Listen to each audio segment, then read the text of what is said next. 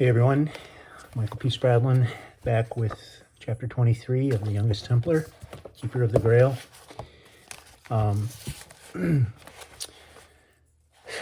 It seems like the world is a strange and unfamiliar place these days. I don't have any insight or answers other than that I hope that I can live someday in a country where everyone feels safe, feels seen, and feels heard. And I know that we're not there yet, and that mystifies me. I don't know what to do. I don't know.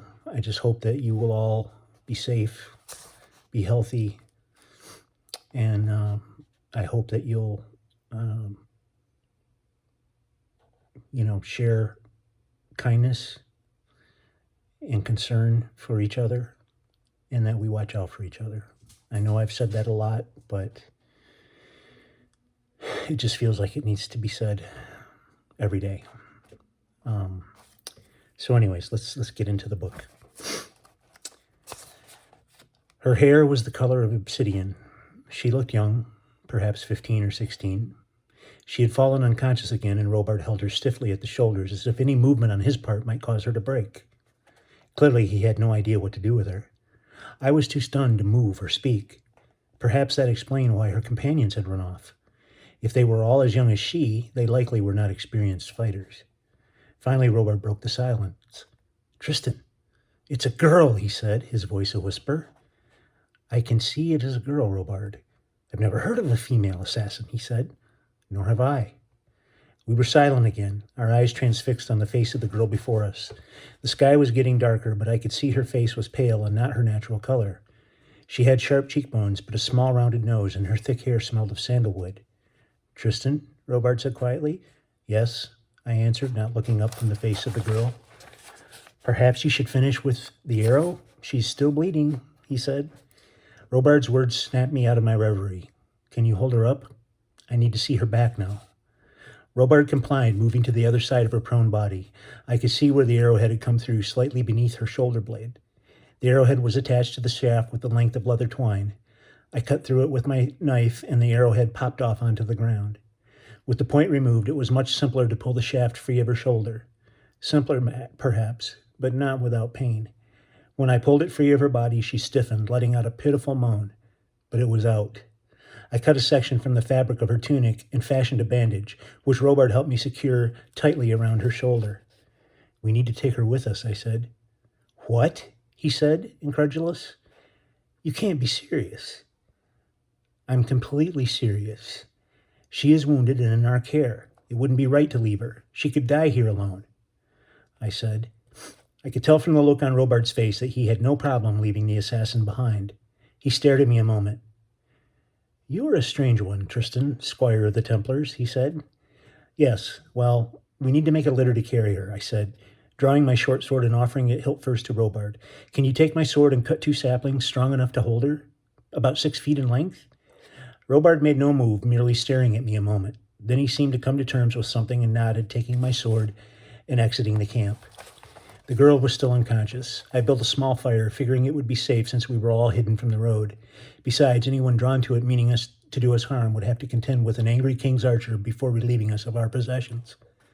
In the woods nearby, I picked some raxroot. Back at the fire, I shaved the roots of the plant into small slivers, filling my cup with water and heated it on the fire. While it warmed, I gathered up everything from the campsite, including the assassin's daggers, and packed them away. Eventually, she began to stir, groaning in pain a few times. Her eyes opened, and with her good arm, she struggled to push herself up into a sitting position. She began to wail, chanting something in Arabic, and I didn't know what she was saying, but I heard fear in her voice. Robart returned from the woods carrying the 2 saplings I'd asked for. I held up my hands to her palms empty. "Please," I said, "do not move. Quiet now. It will be all right."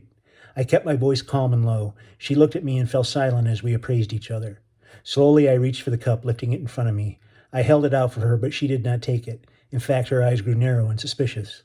"Please, drink." I held the cups near my lips, then reached out with it again. She sat there, silent as a stone. She won't drink it unless you drink first, Robert said. She thinks you might be trying to poison her. I've heard assassins often use poisons to kill an enemy. At the sound of Robart's voice, she turned to look at him, studying him intensely for a moment, before returning her gaze to me. While she watched, I took a long sip of the waxwork tea, then held the cup out to her again. Finally, she sat up straight, reaching for the cup with her good arm. She took a small sip. The tea was bitter, and she made a face at the taste, but I held up a sprig of the plant as she drank, hoping she would recognize it and realize what the tea was made from. She nodded and drank again. We were silent while she drank her tea. When she finished, she handed me the cup and lay back down on the ground. I added more limbs to the fire, and in a few minutes she had fallen fast asleep again. While she slept, I removed my tunic, turning it inside out so the sleeves were inside the garment. I pushed the saplings through the armholes. By tying the front of the tunic closed, I created a very crude stretcher. It would hold the assassin long enough for us to get her to safety. I set it on the ground next to the sleeping girl, motioning for Robard to help me lift her onto the stretcher. Surprisingly, he did so without complaint. And when we had nestled her safely there, we each picked up our end and I carried her out of the campsite and into the woods. We had delayed our departure long enough.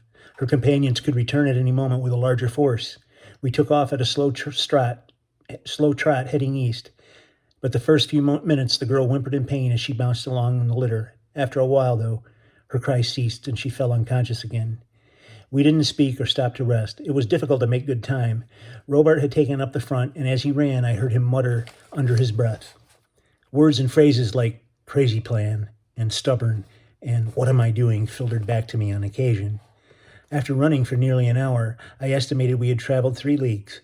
We stopped to rest. I had some figs and dates in my satchel, and Robert and I wolfed them down hungrily. We were breathing hard, and sweat was streaming off our faces. For a moment, I wondered if we were doing the right thing. Would Sir Thomas or Sir Basil do as I had done? In enemy territory, where silence and stealth is of the utmost importance, would they crash loudly through the woods to carry a wounded enemy to safety? After thinking on a moment, I realized that yes, they would have. Robard knelt a few paces away, scanning the trail ahead of us.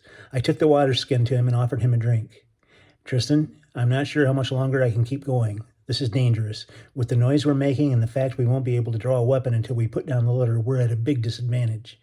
Anyone, bandits or assassins, could be upon us before we even know it, he said. I knew Robard was right, but I still felt we needed to make sure the assassin was well enough before we left her behind. How much longer until we reach Tyre, do you think? I asked. Robard shrugged. Then a voice behind us in perfect English said, well, since you're headed in the completely wrong direction, I'd say never. And that is the end of chapter 23, and we'll be back tomorrow with chapter 24. Everyone be good.